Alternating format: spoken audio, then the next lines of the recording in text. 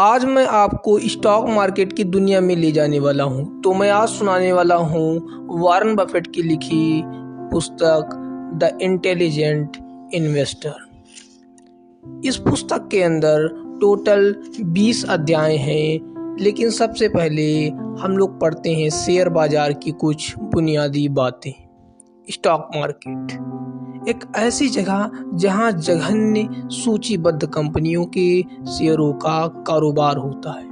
प्राथमिक बाजार वह जगह है जहां कंपनियां पूंजी जुटाने के लिए एक प्रारंभिक सार्वजनिक पेशकश में आम बाजार को शेयर देती हैं। यह स्टॉक एक्सचेंज से अलग है क्योंकि इसमें देश के सभी नेशनल स्टॉक एक्सचेंज शामिल हैं। उदाहरण के लिए हम इस शब्द का उपयोग करते हैं स्टॉक मार्केट आज ऊपर था या स्टॉक मार्केट में बबल था। स्टॉक एक्सचेंज एक ऐसी संगठित बाजार है या तो निगम या आपसी संगठन है जहां संगठन के सदस्य कंपनी, स्टॉक या अन्य प्रतिभूतियों का व्यापार करने के लिए एकत्रित होते हैं। सदस्य अपने ग्राहकों के लिए अपने स्वयं के खातों के प्रिंसिपल के रूप में कार्य करते हैं। स्टॉक एक्सचेंज आय और लाभांश के भुगतान सहित प्रतिभूतियों और अन्य वित्तीय साधनों के मुद्दों और मोचन के लिए भी सुविधा प्रदान करता है। एक एक्सचेंज का व्यापार केवल सदस्यों द्वारा होता है और स्टॉक ब्रोकर्स के पास एक्सचेंज पर एक सीट होती है। स्टॉक मार्केट का इतिहास। लंदन में पहला स्टॉक एक्सचेंज आधिकारिक तौर पर 1797 में बनाया गया था, जो न्यूयॉर्क स्टॉक एक्सचेंज में 19 साल पहले बना था, जबकि लंदन स्टॉक एक्सचेंज को शेयरों को प्रतिबंधित करने वाले कानून द्वारा हथकड़ी लगा दी गई थी। न्यूयॉर्क स्टॉक एक्सचेंज में अपनी स्थापना के बाद से बेहतर या बदतर के लिए स्टॉक के कारोबार में निपटा दिया था। NYSE अमेरिका में पहला स्टॉक एक्सचेंज नहीं था, हालांकि यह समान फिलाडेल्फिया स्टॉक एक्सचेंज में चला गया, लेकिन यह जल्द से ही सबसे शक्तिशाली बन गया। एक बटनवुड ट्री की फैलती हुई दलाली के तहत दलालों द्वारा संगठित न्यूयॉर्क स्टॉक एक्सचेंज ने वॉल स्ट्रीट पर अपना घर बनाया। यह संयुक्त राज्य अमेरिका से आने वाले और जाने वाले सभी व्यापार और साथ ही अधिकांश बैंकों और बड़े निगमों के लिए घरेलू आधार था। लिस्टिंग आवश्यकताओं को निर्धारित करने और फीस की मांग करने से न्यूयॉर्क स्टॉक एक्सचेंज एक बहुत अमीर संसाधन बन गया। NYSE को अगली 2 शताब्दियों के लिए बहुत गंभीर घरेलू प्रतिस्पर्धा का सामना करना पड़ा। इसकी अंतर्राष्ट्रीय प्रतिष्ठा अमेरिका अर्थव्यवस्था के साथ मिलकर बढ़ी और जल्द ही दुनिया में सबसे महत्वपूर्ण स्टॉक एक्सचेंज बन गया। इसकी अवधि के दौरान NYSE में भी उतार चढ़ाव का हिस्सा था। ग्रेट डिप्रेशन से वाल की 1920 की बमबारी में सब कुछ एक्सचेंज पर छोड़ दिया गया। 1920 बम विस्फोट में 38 लोग मारे गए और वॉल स्ट्रीट की प्रमुख इमारतों पर शताब्दिक निशान छोड़ गए। एक्सचेंज पर एक कम शाब्दिक निशान सख्त लिस्टिंग और रिपोर्टिंग आवश्यकताओं के रूप में आया। अंतर्राष्ट्रीय परिदृश्य पर लंदन यूरोप के लिए प्रमुख विनिमय के रूप में उभरा, लेकिन कई कंपनियों जो अंतर्राष्ट्रीय स्तर पर सूचीबद्ध करने में सक्षम थी अभी भी न्यूयॉर्क में सूचीबद्ध हैं। जर्मनी, फ्रांस, नीदरलैंड, स्विट्जरलैंड, दक्षिण अफ्रीका, हांगकांग, जापान, ऑस्ट्रेलिया और कनाडा सहित कई अन्य देशों ने स्वयं के स्टॉक एक्सचेंज विकसित किए, लेकिन इन्हें बड़े पैमाने पर घरेलू कंपनियों के आधार साबित करने के रूप में देखा गया, जब तक कि वे एलएसई की ओर छलांग लगाने के लिए तैयार नहीं हुए। वहां से NYIS की एक बड़ी लीग की ओर कमजोर लिस्टिंग नियमों और कम कठोर सरकारी विनिमय के कारण इनमें से कुछ अंतरराष्ट्रीय एक्सचेंज अभी भी खतरनाक क्षेत्र के रूप में देखे जाते हैं। शिकागो, लॉस एंजिल्स, फिलाडेल्फिया और अन्य प्रमुख केंद्रों में स्टॉक एक्सचेंजों के अस्तित्व के बावजूद NYSE घरेलू और अंतर्राष्ट्रीय स्तर पर सबसे शक्तिशाली स्टॉक एक्सचेंज था। 1971 में हालांकि NYSE आधिपत्य को चुनौती देने के लिए एक स्टार्टअप उभरा। भारतीय शेयर बाजार का इतिहास। भारतीय शेयर बाजार एशिया का सबसे पुराने शेयर बाजारों में से एक है। यह 18वीं शताब्दी के करीब का है, जब ईस्ट इंडिया कंपनी ऋण प्रतिभूतियों का लेन देन करती थी। 1830 के दशक में बैंक और कॉटन प्रेस कॉरपोरेट स्टॉक और शेयरों पर व्यापार बंबई में हुआ। हालांकि व्यापार व्यापक था, लेकिन 1840 और 1850 के दौरान दलालों की संख्या मुश्किल से आधा दर्जन थी। 22 स्टॉक ब्रोकर्स और एक अनौपचारिक समूह ने 1850 के दशक के मध्य से बॉम्बे के टाउन हॉल के सामने एक बरगद के पेड़ के नीचे व्यापार करना शुरू कर दिया। प्रत्येक ₹1 की तात्कालिक रियायत का निवेश करता था। यह बरगद का पेड़ अभी भी मुंबई के हॉर्नमैन सर्कल पार्क में स्थित है। 1860 में 60 दलालों के साथ विनिमय हुआ।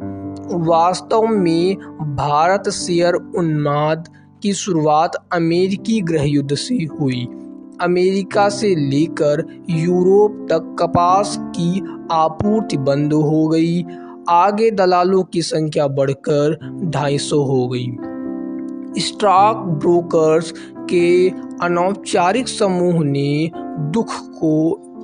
खुद को the native share and stock brokers association के रूप में संगठित किया। 1875 में औपचारिक रूप से बॉम्बे स्टॉक एक्सचेंज के रूप में आयोजित किया गया था। BSE को टाउन हॉल के पास एक पुरानी इमारत में स्थानांतरित कर दिया गया था। 1928 में जिस भूमि पर BSE भवन खड़ा था, अब मुंबई में दलाल स्ट्रीट, बॉम्बे समाचार मार्ग और हमाम स्ट्रीट के चौराहे पर है। उस भूखंड पर अधिग्रहण किया गया था और 1930 में एक भवन का निर्माण और कब्जा कर लिया गया था।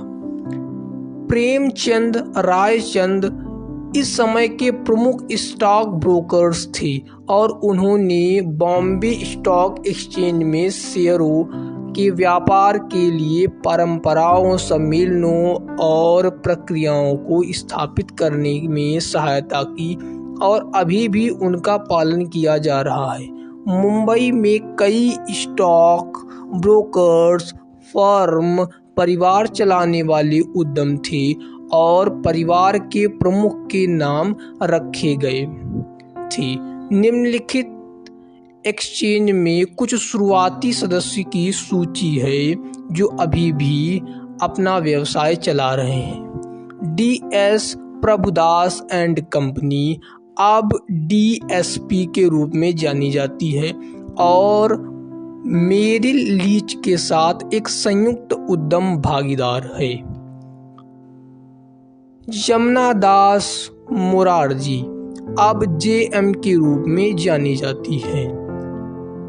चंपकलाल देवीदास अब सिफको फाइनेंस कहलाते हैं। ब्रजमोहन लक्ष्मी नारायण 1856 में भारत सरकार ने बॉम्बे स्टॉक एक्सचेंज को प्रतिभूत अनुबंध अधिनियम के तहत देश में सबसे पहले स्टॉक एक्सचेंज के रूप में मान्यता दी।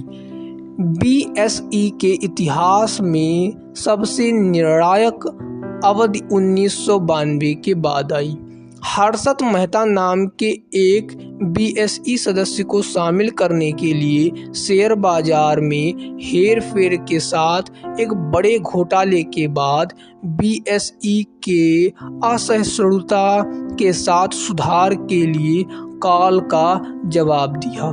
BSE द्वारा फुट ड्रैगिंग ने इतिहास की स्थिति को कट्टरपंथी बनाने में मदद की, जिससे नेशनल स्टॉक एक्सचेंज निर्माण को प्रोत्साहित किया, जिसने इलेक्ट्रॉनिक बाजार निर्माण किया।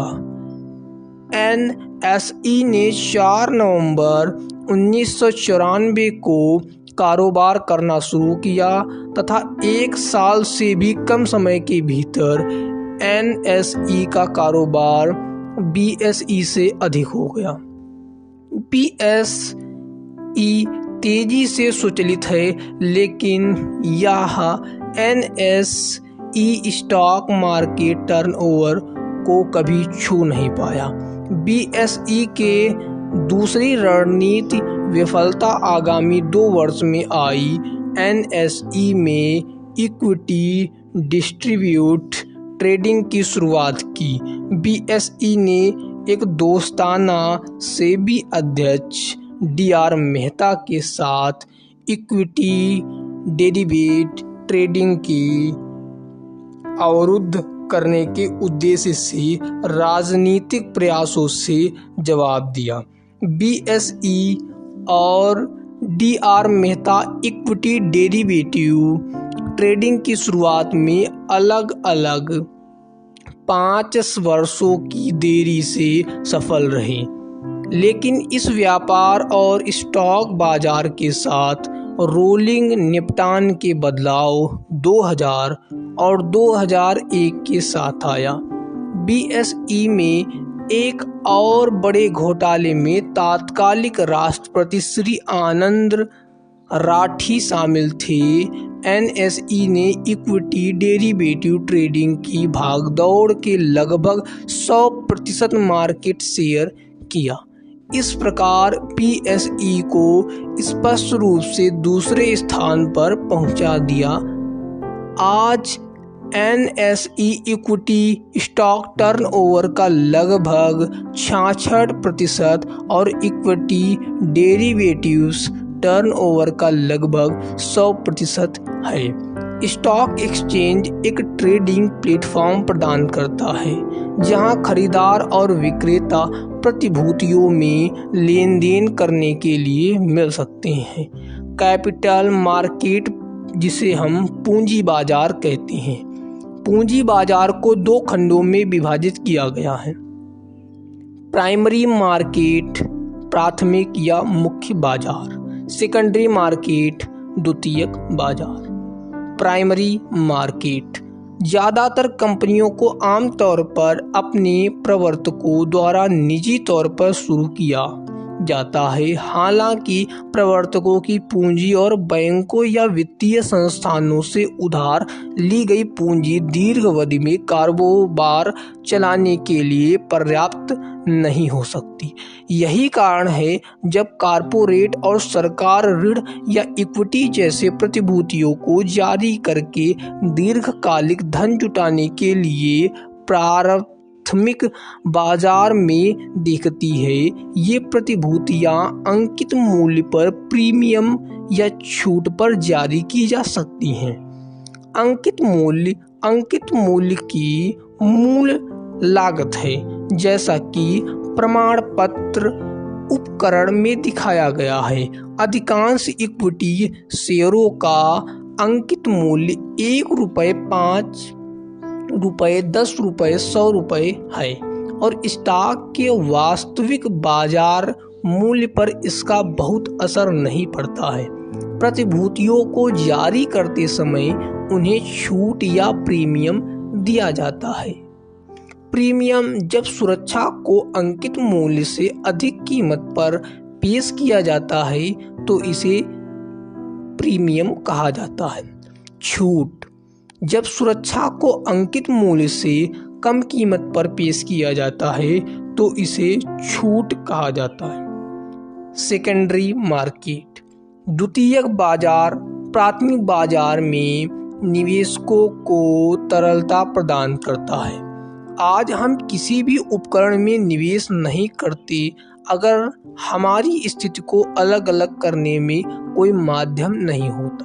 द्वितीयक बाजार प्राथमिक बाजार में शुरू में पेश की गई उन प्रतिभूतियों के व्यापार के लिए कुशल मंच प्रदान करता है। इसके अलावा जिन निवेशकों ने IPO में शेयरों के आवेदन किया है उन्हें आवंटन प्राप्त भी किया जा सकता है या नहीं भी। यदि उन्हें प्राप्त नहीं होता है तो वे सदैव द्वितीयक बाजार शेयर कभी कभी छूट या प्रीमियम पर खरीद सकते हैं। द्वितीयक बाजार में व्यापार स्टॉक एक्सचेंज के माध्यम से किया जाता है। स्टॉक एक्सचेंज एक ऐसी जगह है जहां खरीदार और विक्रेता संगठित तरीके से शेयरों में व्यापार करने के लिए मिलते हैं। स्टॉक एक्सचेंज निम्नलिखित कार्य करता है। निवेशकों को ट्रेडिंग प्लेटफॉर्म और तरलता प्रदान करता है। प्रतिभूतियों की सूची की सुविधा देता है। सदस्यों का पंजीकरण, स्टॉक ब्रोकर्स, उपदलाल, कानून बनाकर लागू करना, प्रतिभूतियों के लेन देन में जोखिम का प्रतिबंध करना, संकेत प्रदान करना। स्टॉक ट्रेडिंग टर्म्स, शेयर बाजार जरगोनस, प्रतिभूतियों उद्योगों के लिए उद्योग विशिष्ट शब्दजाल है। जब विशेषज्ञ और प्रेमी ट्रेडिंग स्टॉक के बारे में बात करते हैं तो वे विशेष रूप से रणनीतियों, चार्ट, पैटर्न, सूचकांक और स्टॉक ट्रेडिंग उद्योग के अन्य तत्वों के बारे में बोलने के लिए इन स्टॉक मार्केट शब्द का उपयोग करते हैं। शेयर बाजार का वर्णन करते हैं में उपयोग किए जाने वाले कुछ महत्वपूर्ण शब्द: एनुअल रिपोर्ट यानी वार्षिक विवरण। एक वार्षिक रिपोर्ट एक कंपनी द्वारा तैयार किया गया रिपोर्ट है जो शेयर धारकों को प्रभावित करने का इरादा रखती है। इनमें कंपनियों के बारे में जानकारी होती है जिसमें नकदी प्रवाह से लेकर उनके प्रबंध की रणनीति शामिल होती है। जब आप एक वार्षिक रिपोर्ट पढ़ते हैं तो कंपनी की सॉल्वेंसी यानी करदान क्षमता और वित्तीय स्थिति को देखते हैं। आर्बिट्रेज का तात्पर्य विभिन्न बाजारों और विभिन्न मूल्य बिंदुओं पर समान सुरक्षा खरीदने और बेचने से है। उदाहरण के लिए एक स्टॉक XYZ एक बाजार में $10 और दूसरे बाजार में $10.5 पर कारोबार कर रहा है तो इस व्यापारी X बाजार को $10 की खरीद कर सकता है और दूसरे बाजार से $10.5 के लिए उन्हें बेच सकता है। एवरेजिंग डाउन, और जब कोई निवेशक किसी बाजार को अधिक खरीदता है और कीमत नीचे चली जाती है तो इससे आपकी औसत खरीद कीमत घट जाती है। यद्यपि आप मानते हैं कि किसी कंपनी के बारे में आम सहमति गलत है, तो आप इस रणनीति का उपयोग कर सकते हैं। इसलिए आपको उम्मीद है कि शेयर की कीमत बाद में पलटाव होगी। बेयर मार्केट शेयर बाजार में गिरावट की प्रवृत्ति या शेयर की गिरती कीमतों का अवधि के लिए ट्रेडिंग टर्म। इसमें उच्च निवेशक आशावाद से लेकर व्यापक निवेशक भय और निराशावाद का संक्रमण शामिल है। एक बेयर मार्केट का एक आम तौर पर स्वीकृत उपाय कम से कम 2 महीने की अवधि में 20% या उससे अधिक की कीमत में गिरावट है। यह एक बुल मार्केट के विपरीत है। यदि एक शेयर की कीमत गिरती है तो यह बहुत मंदी है।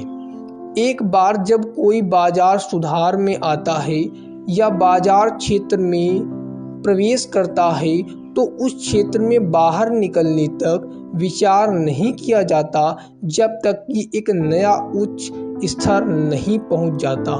भारत में बेयर मार्केट उदाहरण 1992 से 1994 के शेयर बाजार क्रैश और 2000.com क्रैश। बुल मार्केट आमतौर पर बढ़ती कीमतों की अवधि है। एक बुल मार्केट की शुरुआत व्यापक निराशावाद द्वारा चिन्हित है। यह बिंदु तब है जब भीड़ सबसे मंदी है, निराशा का भाव आशावाद और अंततः उत्साह के रूप में बदल जाता है। क्योंकि बैल अपना पाठ्यक्रम चलाता है, यह असर आर्थिक चक्र का नेतृत्व करता है। उदाहरण के लिए पूर्ण मंदी या पहली।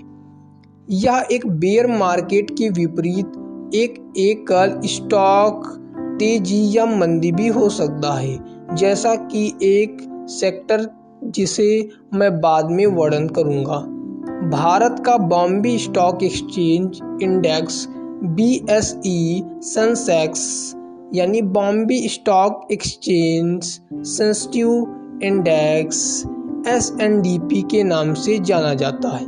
अप्रैल 2003 से जनवरी 2008 लगभग 5 वर्षों के लिए एक प्रमुख बैल बाजार की प्रवृत्ति थी, क्योंकि यह 2900 अंक से बढ़कर 21,000 अंक हो गया। 5 वर्षों में लगभग 600% से अधिक रिटर्न हुआ।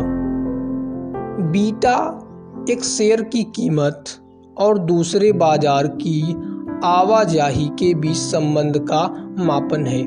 यदि स्टॉक XYZ में 1.5 का बीटा है, इसका मतलब है बाजार में हर एक अंक में चाल के लिए स्टॉक XYZ 1.15 अंक चलता है। और इसके विपरीत ब्लू चिप स्टॉक्स बड़ी उद्योग अग्रणी कंपनी के पीछे स्टॉक ब्लू चिप स्टॉक महत्वपूर्ण लाभांश भुगतानों का एक अधिक रिकॉर्ड प्रदान करते हैं और ठोस राजकोषीय प्रबंध की प्रतिष्ठा रखते हैं। अभिव्यक्ति को ब्लू जुआ चिप के रूप में लिया जाता है, जो कसिनो में उद्योग किए जाने वाले चिप्स का उच्चतम मूल्य है। बोर्स स्टॉक एक्सचेंज या एक शेयर बाजार शब्द थोड़ा संदिग्ध है। तकनीक रूप से यह शेयर बाजार का सिर्फ एक और नाम है और इसे घर से निकालता है, जिसमें अमीर लोग व्यापार शेयरों को इकट्ठा करते हैं। हालांकि जब इसे शेयर बाजार के बारे में आज की बातचीत सुनते हैं तो यह आमतौर पर पेरिस स्टॉक एक्सचेंज या गैर अमेरिकी स्टॉक एक्सचेंज को संदर्भित करता है। ब्रोकर यानी दलाल एक व्यक्ति जो शुल्क यानी कमीशन करता के बदले में अपने लिए निवेशक खरीदता या बेचता है। बिड बोली मूल्य का एक शेयर के लिए भुगतान करने के लिए तैयार उच्चतम मूल्य का प्रतिनिधित्व करता है। यह आस्क प्राइस के खिलाफ संतुलित है, जो एक विक्रेता उसी स्टॉक के प्रति शेयर चाहता है, और स्प्रेड उन दो कीमतों के बीच अंतर है। स्प्रेड यह शेयर बाजार की बिड और आस्क प्राइस के बीच अंतर है। यह एक राशि जिसके लिए कोई इसे खरीदने के लिए तैयार है और इस राशि के लिए कोई इसे बेचने को तैयार है। उदाहरण के लिए, यदि कोई व्यापारी $10 के लिए XYZ स्टॉक का व्यापार करने के लिए तैयार है और एक खरीदार इसके लिए $9 का भुगतान करने के लिए तैयार है, तो स्प्रेड $1 है। क्लोज NYSE और नस्डैक 4 बजे अपराह्न के बाद बंद हो जाता है, जिसके बाद घंटों का कारोबार रात 8 बजे तक जारी रहता है। क्लोज बस उस समय को संदर्भित करता है जिस पर स्टॉक एक्सचेंज ट्रेडिंग के लिए बंद हो जाता है। डे ट्रेडिंग प्रतिभूतियों में अटकलें विशेष रूप से एक दिन में वित्तीय उपकरण खरीदना और बेचना, जिसे ट्रेडिंग दिवस के बाजार बंद किए जाने से पहले सभी स्थान बंद हो जाते हैं। व्यापारी जो लाभ की मंशा के साथ क्षमता में व्यापार करते हैं, इसलिए वे सट्टेबाज हैं। लंबी अवधि के ट्रेडों के साथ त्वरित ट्रेडिंग कंट्रास्ट के तरीके अंतर्निहित खरीद और निवेश की रणनीतियों को पकड़ते हैं। बाजार के बंद होने से पहले ट्रेडर्स बाहर निकल आते हैं और एक दिन के करीब अगले दिन खुले में कीमत के बीच नकारात्मक जोखिम और नकारात्मक मूल्य से बचने के लिए। डिविडेंड लाभांश एक लाभांश निगम द्वारा अपने शेयरधारकों को भुगतान किया जाता है, जो आमतौर पर मुनाफे के विवरण के रूप में होता है। जब एक निगम लाभ या अधिशेष अर्जित करता है, तो निगम व्यवसाय में लाभ, जिसे प्रतिधारिता कमाई कहा जाता है, में फिर निवेश करने में सक्षम होता है और शेयरधारकों को लाभांश के रूप में लाभ का अनुपात देता है। शेयरधारकों को विवरण नकद हो सकता है, आमतौर पर एक बैंक खाते में जमा, या यदि किसी निगम के पास लाभांश पुनर्निर्देश योजना है तो राशि का भुगतान आगे के शेयर के मुद्दों या पुनर्खरीद को साझा करके किया जा सकता है। जब लाभांश भुगतान किया जाता है तो शेयरधारकों को आमतौर पर आयकर का भुगतान करना चाहिए और निगम को लाभांश भुगतान के लिए कॉर्पोरेट आयकर कटौती नहीं मिलती है। लाभांश के प्रति शेयर होल्डिंग के अनुपात में लाभांश प्राप्त करने वाले शेयरधारकों के साथ प्रति शेयर एक निश्चित राशि के रूप में आवंटित किया जाता है। लाभांश स्थिर आय प्रदान करते हैं और शेयरधारकों के बीच मनोबल बढ़ा सकते हैं।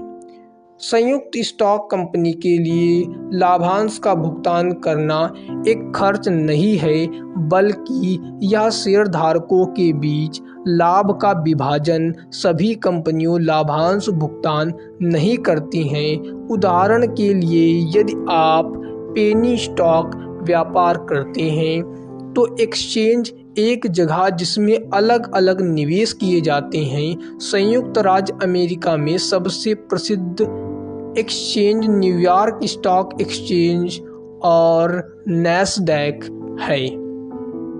एक्सेक्यूटिव जब खरीदने या बेचने का ऑर्डर पूरा होता है तो व्यापारी ने लेन देन को अंजाम दिया है। यदि आप 100 शेयर बेचने के लिए ऑर्डर करते हैं तो इसका मतलब है कि सभी 100 शेयर बेचे गए हैं। हेयर कट अपने सरलतम शेयर बाजार की टर्म है। हेयर कट एक दिए गए स्टॉक की बिड है और आस्क प्राइस के बीच एक बहुत पतली स्प्रेड है। यह एक ऐसी स्थिति का भी उल्लेख कर सकता है जिसमें मार्जिन, डेमो या अन्य उद्देश्यों के लिए विशिष्ट प्रतिशत द्वारा स्टॉक मूल्य कम हो जाता है। हाई एक बाजार माइलस्टोन को संदर्भित करता है जिसे एक शेयर या सूचकांक पहले की तुलना में अधिक कीमत बिंदु तक पहुंचाता है। रिकॉर्ड हाइस यह संकेत दे सकती है कि स्टॉक या इंडेक्स मौजूदा मूल्य बिंदु पर कभी नहीं पहुंचा, लेकिन समय की कमी के कारण उच्च भी है, जैसे कि 30 दिवसीय ऊंचाई। इंडेक्स सूची एक बेंचमार्क जो व्यापारियों और पोर्टफोलियो प्रबंधकों के लिए एक संदर्भ मार्कर के रूप में उपयोग किया जाता है। 10% रिटर्न अच्छा लग सकता है, लेकिन यदि बाजार सूचकांक 12% की वापसी दर आया है तो अपने अच्छा प्रदर्शन नहीं किया है, क्योंकि आप केवल इंडेक्स फंड के निवेश कर सकते हैं और बार बार ट्रेडिंग न करके समय की बचत कर सकते हैं। उदाहरण Dow Jones industrial average and Standard and Poor's 500 है। आईपीओ इनिशियल पब्लिक ऑफरिंग, प्रारंभिक सार्वजनिक पेशकश। आईपीओ किसी कंपनी द्वारा जनता को स्टॉक की पहली बिक्री या पेशकश है। ऐसा तब होता है जब कोई कंपनी निजी या अंदरूनी निवेशकों के स्वामित्व में रहने के बजाय सार्वजनिक रूप में फैलता है। प्रतिभूति विनिमय आयोग SEC securities and exchange commission के सख्त नियम हैं जिन्हें कंपनियों को आईपीओ जारी करने से पहले पालन करना चाहिए। The US securities and exchange commission एक स्वतंत्र संघीय सरकारी एजेंसी है जो निवेशकों की सुरक्षा, प्रतिभूति बाजार के निष्पक्ष और व्यावसायिक कामकाज के बनाए रखने और पूंजी निर्माण की सुविधा के लिए जिम्मेदार है। यह कांग्रेस द्वारा 1934 में प्रतिभूति व्यापार के पहले संघीय नियामक के रूप में बनाया गया था। लीवरेज उत्तोलन। मैं लीवरेज का प्रशंसक नहीं हूं, लेकिन इसके लिए एक शेयर बाजार अविद जानना बहुत अच्छा है। जब आप लीवरेज का उपयोग करते हैं तो आप लाभ बढ़ाने के लक्ष्य के साथ ब्रोकरेज स्टॉक में उधार लेते हैं। यदि आप शेयर उधार लेते हैं तो उन सभी को उच्च मूल्य बिंदु पर बेचते हैं तो आप शेयर को वापस करते हैं और अंतर रखते हैं, तो यह खतरनाक खेल है। मैं आपसे खेलने से बचने का आग्रह करता हूँ। लो कम। लो हाई के विपरीत है। यह स्टॉक या इंडेक्स के लिए कम कीमत का प्रतिनिधित्व करता है। मार्जिन हाशिया। मार्जिन खाता किसी व्यक्ति को निवेश खरीदने के लिए ब्रोकर्स से पैसे उधार लेता है। ऋण की राशि और प्रतिभूतियों की कीमत के बीच अंतर को मार्जिन कहा जाता है। मार्जिन पर ट्रेडिंग खतरनाक हो सकती है, क्योंकि यदि आप उस दिशा में गलत हैं जिसमें स्टॉक जाएगा तो आप महत्वपूर्ण नकदी खो सकते हैं। आपको अक्सर मार्जिन खाते में न्यूनतम बैलेंस रखना चाहिए। मूविंग एवरेज एक विशिष्ट अवधि के दौरान स्टॉक की औसत मूल्य प्रति शेयर को इसका मूविंग एवरेज कहा जाता है। स्टॉक की चलती औसत के संदर्भ में अध्ययन के लिए कुछ सामान्य समय फ्रेमों में 500 और 200 दिवसीय चलायमान औसत शामिल है। ओपन संयुक्त राज्य में स्टॉक मार्केट हर दिन 9:30 बजे पूर्वी समय में खुलता है और यह नैस्डैक और NYSE के व्यापारिक घंटों पर आधारित है। प्री मार्केट ट्रेडिंग घंटे सुबह 4:30 पर शुरू होता है, लेकिन ज़्यादातर व्यापारी सुबह 8 बजे ध्यान देना शुरू नहीं करते। अनिवार्य रूप से ओपन यह समय को संदर्भित करता है जिस समय लोग किसी विशेष एक्सचेंज पर व्यापार शुरू करते हैं। ऑर्डर एक निश्चित राशि के स्टॉक या विकल्प अनुबंधों को खरीदने या बेचने के लिए एक निवेशक की बोली एक आदेश का गठन करती है। उदाहरण के लिए, यदि आपको स्टॉक के 100 शेयर को खरीदना या बेचने के लिए एक ऑर्डर आना होगा। Pick seat stock. Pick seats शब्द का अर्थ आमतौर पर पेनी स्टॉक है, जिसका कारोबार $5 प्रति शेयर या उससे कम होता है, जिन्हें ओवर द काउंटर स्टॉक भी कहा जाता है क्योंकि इस तरह उनका व्यापार होता है। आप उन्हें नैस्डैक या NYSE या अन्य प्रमुख एक्सचेंज में नहीं पाएंगे। वे अक्सर छोटी कंपनियां होती हैं। पोर्टफोलियो एक निवेशक के स्वामित्व वाले निवेशक का एक संग्राहक उसके पोर्टफोलियो को बनाता है। आपके साथ एक पोर्टफोलियो में एक स्टॉक के रूप में कुछ हो सकता है, लेकिन आप स्टॉक एक्सचेंज या अन्य प्रतिभूति के अनंत राशि के मालिक हो सकते हैं। कोड उद्धरण किसी शेयर की न्यूनतम कीमत ट्रेडिंग की जानकारी आपको उसकी बोली बताती है। जब आप वास्तविक ब्रोकर ट्रेडिंग प्लेटफॉर्म का उपयोग नहीं करते हैं, तब आप कभी भी इनमें 20 मिनट की देरी हो जाती है। रैली बाजार के सामान्य मुख्य स्तरीय स्टॉक की कीमत में तेजी से वृद्धि को रैली के रूप में जाना जाता है। समग्र वातावरण के आधार पर इसे बुल रैली या बेयर रैली कहा जाता है। एक बेयर मार्केट में 10% से कम की प्रवृत्ति एक रैली के रूप में योग्य हो सकती है। सेक्टर यानी क्षेत्र शेयरों का प्रमुख समूह जो एक उद्योग है, एक ही सेक्टर के हैं। एक उदाहरण प्रौद्योगिकी सेक्टर होगा, जिसमें एप्पल और माइक्रोसॉफ्ट जैसी कंपनियां शामिल हैं। कुछ व्यापारी एक विशिष्ट क्षेत्र में व्यापार करना पसंद करते हैं, जैसे कि एनर्जी, क्योंकि वे उद्योग की तरह में जानते हैं और स्टॉक मूल्य में उतार चढ़ाव को बेहतर अनुमान लगा सकते हैं। शेयर मार्केट कोई भी बाजार जिसमें किसी विशेष कंपनी के शेयर खरीदे और बेचे जाते हैं स्टॉक मार्केट का उदाहरण है और शायद सबसे महत्वपूर्ण उदाहरण है एक शेयर मार्केट का। शॉर्ट सेलिंग जब आप किसी स्टॉक को शॉर्ट सेल करते हैं तो आप सड़क के एक बिंदु पर उन्हें वापस करने के वादे के साथ किसी और शेयर उधार लेते हैं। फिर आप लाभ के लिए स्टॉक बेचते हैं।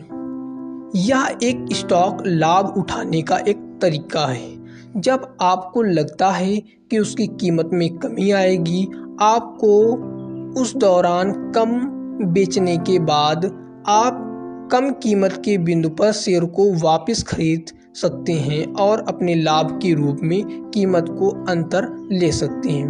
मैं नियमित रूप से कम बिक्री का उपयोग करता हूं। यदि आप जिसे पैटर्न देखते हैं जो किसी स्टॉक के लिए तीव्र गिरावट का संकेत देता है, तो अक्सर अस्थिर बाजार में एक स्मार्ट कदम है।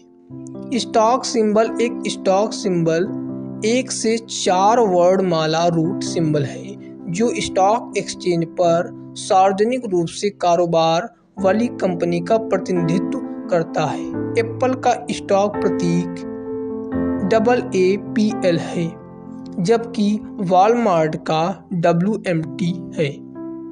वैलिडिटी अस्थिरता किसी दिए गए सुरक्षा या बाजार सूचकांक के लिए पैटर्न के फैलाव का सांख्यिकीय उपाय है। ज़्यादातर मामलों में अस्थिरता किसी अधिक होती है, सुरक्षा उतनी जोखिम भरी होती है। अस्थिरता को अक्सर उसी सुरक्षा या बाजार का सूचकांक से पैटर्न के बीच मानक विचलन या विचलन के रूप में मापा जाता है। अधिकतर अस्थिर स्टॉक अत्यधिक दैनिक के रूप में डाउन मूवमेंट और विस्तृत इंट्राडे ट्रेडिंग रेंज वाली होती है। यह अक्सर उन शेयरों के साथ आम जो पलते कारोबार करते हैं या इसके कम व्यापारिक वॉल्यूम आयतन। किसी विशेष समय अवधि के दौरान स्टॉक के दिए गए शेयरों की संख्या सामान्य रूप से औसत दैनिक ट्रेडिंग वॉल्यूम में मापा जाता है। वॉल्यूम का मतलब किया गया एक शेयर की खरीद शेयर की संख्या भी हो सकती है। उदाहरण के लिए किसी कंपनी के 2000 शेयरों को खरीदना 20 शेयरों को खरीदने की तुलना में अधिक मात्रा में खरीद है। यील्ड प्राप्ति अक्सर एक व्यक्ति पर रिटर्न के माप को संदर्भित करता है जो लाभांश के भुगतान में प्राप्त होता है या स्टॉक के लिए भुगतान की गई कीमत से वार्षिक लाभांश राशि को विभाजित करके निर्धारित किया जाता है। यदि अपने $40 प्रति शेयर के लिए XYZ स्टॉक खरीदा तो यह $1 प्रति वर्ष लाभांश का भुगतान करेगा, जो आपके 2.5% यील्ड है। बॉटम लाइन, आपके शेयर बाजार की जिरगॉनस को जानने से आप एक बेहतर व्यापारी बन पाएंगे। प्रतिभूतियों के व्यापार की पेचीदगियों को समझने के लिए समय लगता है, लेकिन एक बार जब आप कहते हैं कि शेयर बाजार जरगॉनस आपकी दैनिक शब्दावली का हिस्सा बन जाएगी। परिचय एक रक्षात्मक निवेशक और एक आक्रामक निवेशक के बीच अंतर से गुजरता है। ग्राहम फिर आगे बताते हैं कि निवेशक के प्रकार की परवाह किए बिना प्रत्येक को यह समझने की आवश्यकता है कि उसका RRR बाजार से बहुत अधिक नहीं होना चाहिए। RRR का मतलब रिक्वायर्ड रेट ऑफ रिटर्न, वह न्यूनतम राशि जो किसी निवेशक से प्राप्त करने की उम्मीद करता है। यह राशि कई कारकों को ध्यान में रखती है, जैसा कि जोखिम मात्रा, मुद्रास्फीति, तरलता और निवेशकों की अवधि। रक्षात्मक निवेशकों के लिए तथाकथित एवरेज रिटर्न और आक्रामकता निवेशकों की स्टैटिस्टिकली इबोज एवरेज औसत से कुछ अधिक रिटर्न 2 से 3% उससे अधिक बड़ी जीत, नुकसान के बजाय निरंतर दोहराए जा सकने वाली जीत से संतुष्ट होना चाहिए। एक पक्ष के रूप में दोहराए जा सकने वाली गोल्फ स्विंग की तरह, जो कभी सभी चाहते हैं जब हम एक बार गोल्फ क्लब को स्विंग करते हैं। एक बार की जीत से बेहतर है लगातार विकास। ग्राहम वैल्यू इन्वेस्टमेंट से जुड़े अपने तरीकों की ओर इंगित करते हैं और मुख्य रूप से उन सच्चाइयों को शामिल करते हैं जो दोनों ही प्रकार के निवेशकों को प्रभावित करती हैं, वह जिक्र करते हैं। प्रतिभूतियों में निवेश करने के लिए एक पर्याप्त ज्ञान के साथ आगे बढ़ना चाहिए कि विभिन्न प्रकार के बॉन्ड और शेयरों में बदलती परिस्थितियों में वास्तव में कैसा व्यापार किया गया है। उनके मुख्य बिंदु यह समझने के लिए केंद्रित हैं कि सबसे आशाजनक उद्योग में केवल सबसे होनहार कंपनियों का चयन, जिसमें कोई भरोसेमंद तरीका नहीं है, वे इस संबंध में आगे कहते हैं। एक व्यापार में विभिन्न विकास के लिए स्पष्ट भावनाएं निवेशकों के लिए स्पष्ट मुनाफे में तब्दील नहीं है। अंत में ग्राहम किसी स्टॉक की कीमत के बजाय किसी कंपनी के मूल्य को खरीदने के लिए पाठक का ध्यान केंद्रित करते हैं। ध्यान दें कि जो बिक्री हेतु उपलब्ध है और उसके लिए भुगतान किया जा सकता है, इन दोनों में संबंध स्थापित करने की आदत निवेशक के अमूल्य विशेषता है। फिर वे सुझाव देते हैं, पाठक सिर्फ यह ध्यान रखें कि वे वास्तविक संपत्ति मूल्य से बहुत अधिक मूल्य पर नहीं बेचे जा सकते हैं। अब यहाँ से उनके पाठक शुरू किए जाते हैं। परिचय पर टिप्पणी। यदि आपने हवा में महल बनाए तो आपका काम खोना नहीं चाहिए। यही वह जगह है जहाँ उन महलों को होना चाहिए। अब उन महलों की नींव बनानी शुरू कर दी। Henry David Thoreau Walden. ध्यान दें कि ग्राहम ने शुरुआत में ही यह घोषणा की थी कि यह पुस्तक आपको यह नहीं बताएगी कि आप बाजार पर कैसे काबू पाएंगे। कोई भी सच्ची किताब यह नहीं बता सकती। इसके बजाय यह पुस्तक आपको 3 शक्तिशाली सबक सिखाएगी। आप अपरिवर्तनीय नुकसानों से होने वाली पीड़ा की संभावनाओं को न्यूनतम कैसे करें। आप टिकाऊ लाभ प्राप्त करने की संभावना को अधिकतम कैसे प्राप्त कर सकते हैं।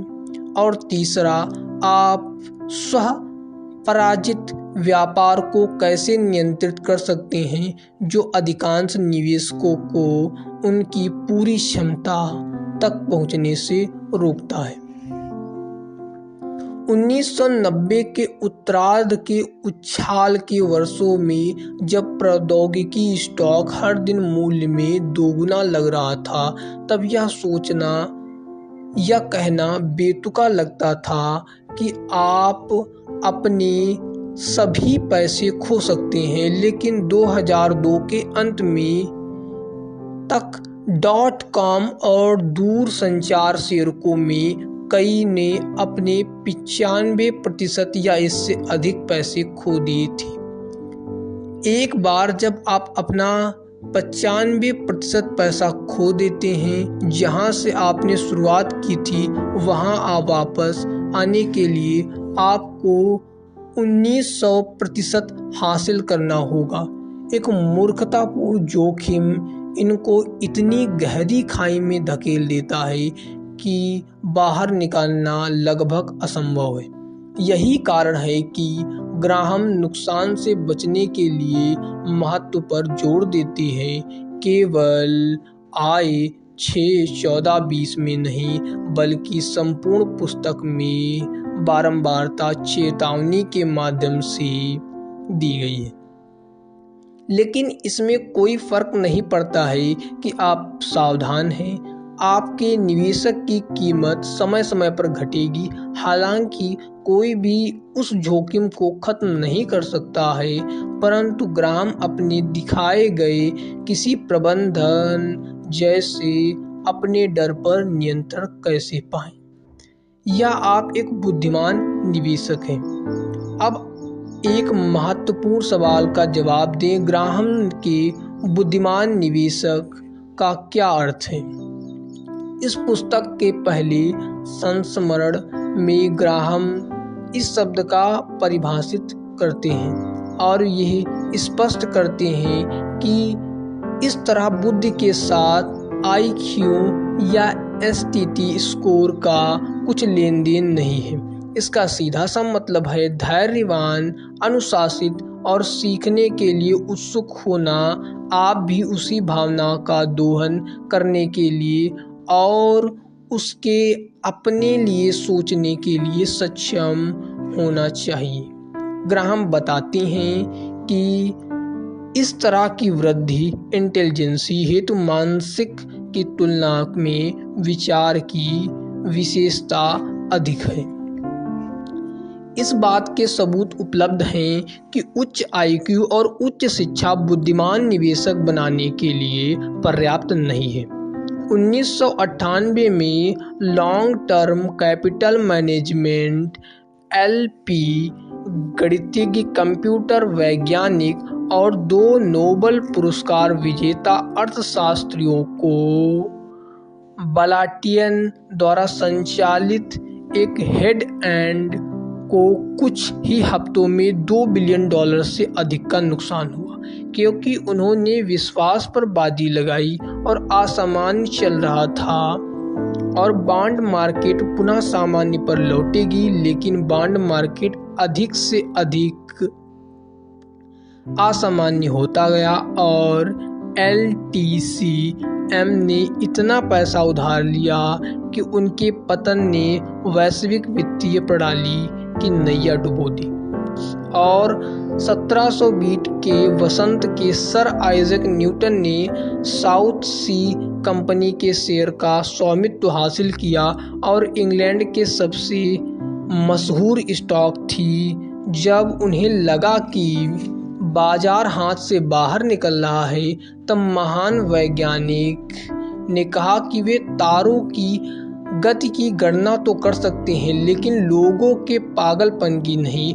न्यूटन ने अपने साउथ सी 100% शेयरों को 7,000 पाउंड में बेच दिया, लेकिन कुछ महीने बाद बाजार ने एक जबरदस्त उछाल आया जब न्यूटन ने बहुत अधिक कीमत पर बाजार के वापस कूद पड़े तो 20,000 पाउंड यानी कि आज के हिसाब से $3 मिलियन से अधिक पैसे खो दिए। और इसका परिणाम यह हुआ कि उन्होंने पूरे जीवन में किसी को भी अपने सामने साउथ सी शब्द बोलने से मना कर दिया। सर आइजैक न्यूटन सबसे बुद्धिमान लोगों में से एक थे, लेकिन ग्राहम के शब्दों में न्यूटन एक बुद्धिमान निवेशकों से कोसों दूर थे। भीड़ के गर्जन से अपने फैसलों को प्रभावित होने देकर दुनिया का सबसे बड़ा वैज्ञानिक ने मूर्ख की तरह व्यवहार किया।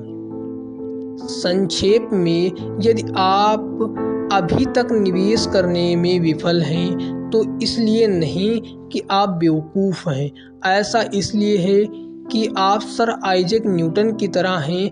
आपने भावनात्मक अनुशासन विकसित नहीं किया है जो सफल निवेश की आवश्यकता है। अध्याय 8 में ग्राहम वर्णन करते हैं कि अपनी भावनाओं का समझदारी से उपयोग करके और बाजार की तर्कहीनता के स्तर के उतरने से इनकार करके अपनी बुद्धि को कैसे बढ़ाया जाए। वहाँ आप सीख कर महारत हासिल कर सकते हैं कि एक बुद्धिमान निवेशक के लिए दिमाग की तुलना में चरित्र कितना महत्वपूर्ण है। आपदा का इतिहास। आइए आप पिछले कुछ सालों में कुछ प्रमुख वित्तीय घटनाक्रमों को देखते हैं।